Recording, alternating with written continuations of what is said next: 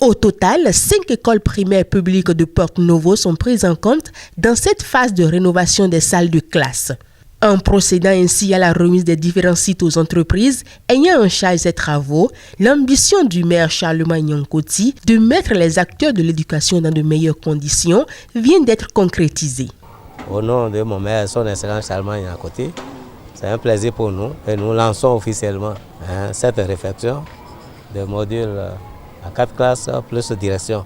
Il s'agira des travaux de réfection des salles de classe.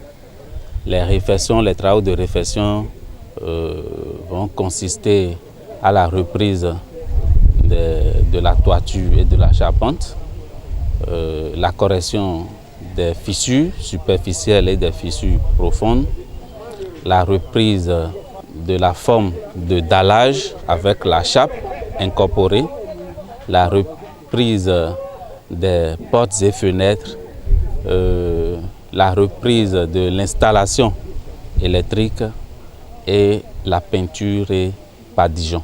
À Zungpa, Koutongbe, Hwemengbe-Dromende, Dowarlengbo, Benokpo, où la délégation conduite par le 3e adjoint au maire de la ville, soutenue par l'équipe de la direction des services techniques est passée, c'est avec euphorie que enseignants et écoliers ont reçu la nouvelle.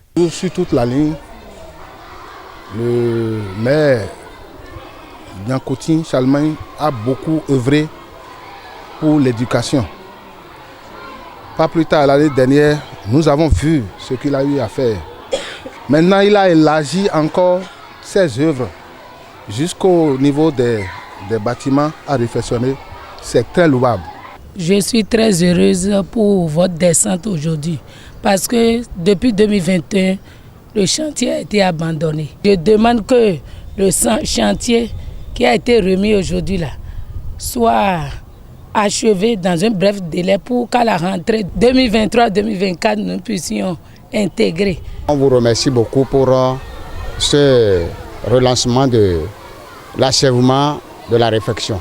Prévu dans un délai contractuel de 3 mois, ces travaux feront objet de suivi rigoureux de la part de tous les acteurs impliqués dans sa mise en œuvre. Le mécanisme de contrôle est là et il y a un contrôle qui ne dit pas son nom, qui sont les directeurs, les conseillers pédagogiques et autres, à qui on a mandaté de nous faire un suivi en offre pour attirer nos attentions sur les imperfections qu'ils auraient constatées, quand bien même ils ne sont pas techniciens des domaines.